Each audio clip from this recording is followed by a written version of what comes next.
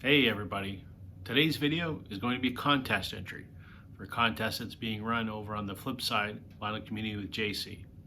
Stay tuned.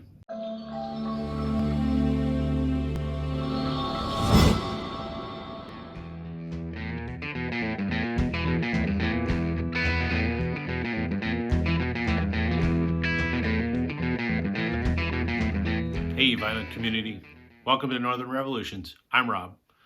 Welcome back if you're returning. Welcome if you're new. Today's video is a submission for a contest being run by JC over at the flip side. He's running a contest where he would like us to do four things. The first thing, and what I actually really like about this contest, is he wants us to promote another channel. I think that's great. That's the whole point of having this online vinyl community, is that we, in addition to sharing our love of records, we're helping to promote what each other is doing. And it's funny that I should find this contest today. I just did a video yesterday where I gave a plug to a couple channels that I've been watching. So that's the first thing we have to do, promote another channel. And then he would like us to show from our collections a record from the 70s, 80s, and 90s. So that's what I'm going to do today. Before I jump into that though, if you could do me a favor, hit that like button, hit the subscribe button if you wouldn't mind. Don't forget that bell notification icon. I really appreciate the support.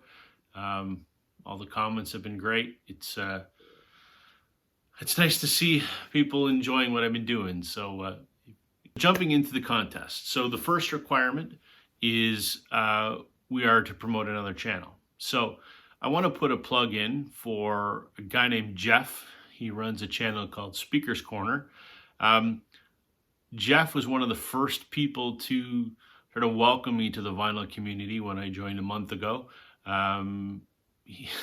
He's actually just down the road in the next town over, which is about 20 minutes away from here.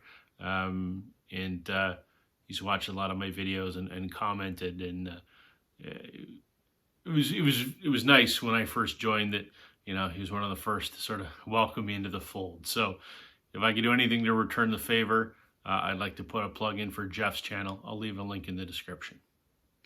So three records that we need to show. The first one is a record from the 1970s. So the first one I'm going to show is this album. This is a band called Trooper, and this is their album, Thick as Thieves. Trooper, for those of you that don't know, and I suspect a lot of you probably don't, Trooper is a band from Vancouver, British Columbia.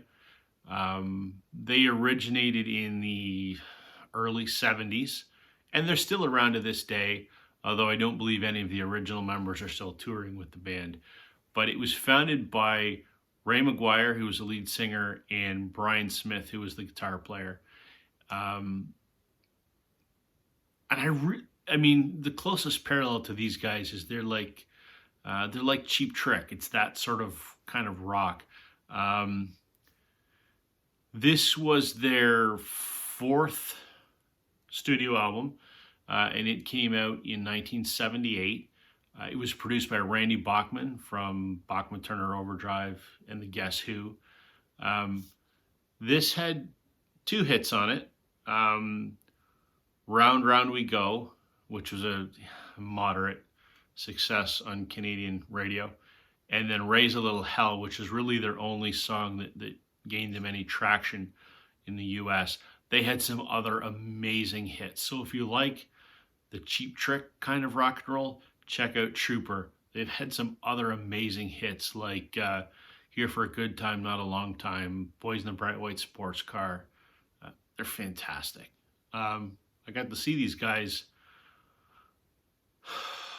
15 years ago. They did a free outdoor concert. They opened for April Wine.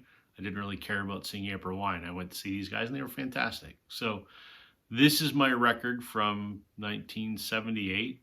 It was pretty successful up here. It was a 2 times platinum record. So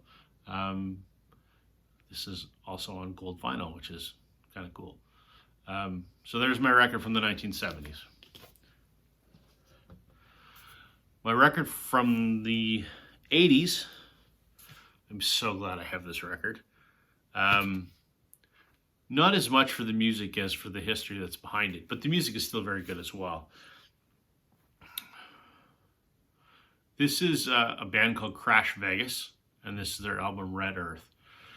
So Crash Vegas was around from like 1988 to about 1996, like late 80s to mid 90s. They're a how do I describe them? They're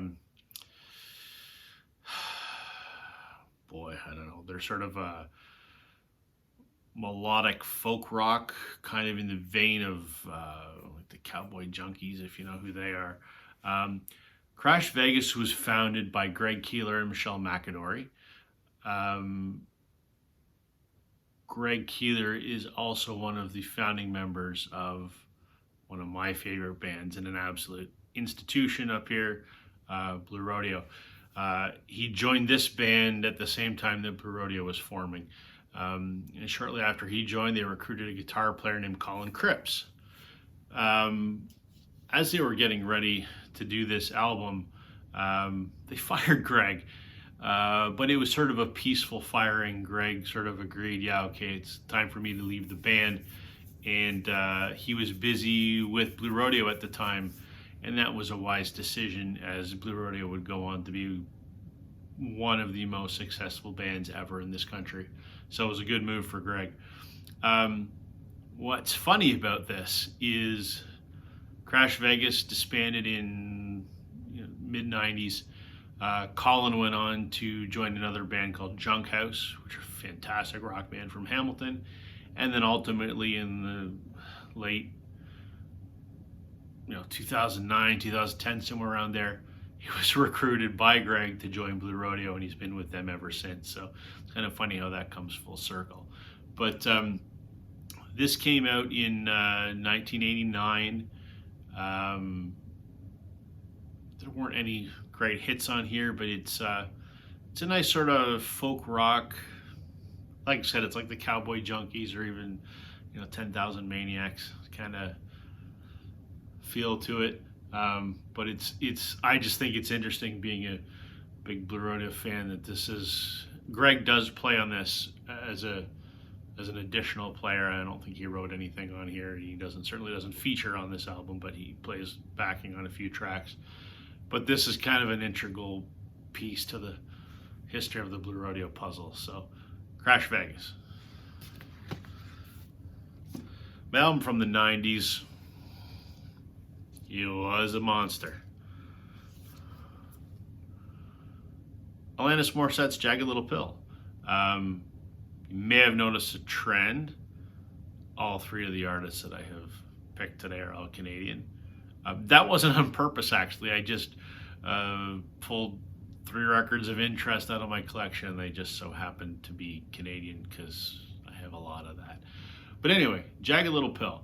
This came out in 95. This was Alanis Morissette's 3rd record, but really was the start of her career. Her first 2 records were they were pop, dance pop records, and frankly, not very good.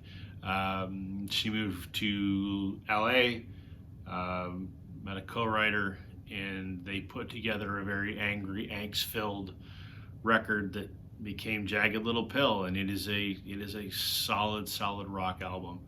To say it's successful would be an understatement. I mean, it topped the charts in 13 countries, has sold 33 million albums worldwide.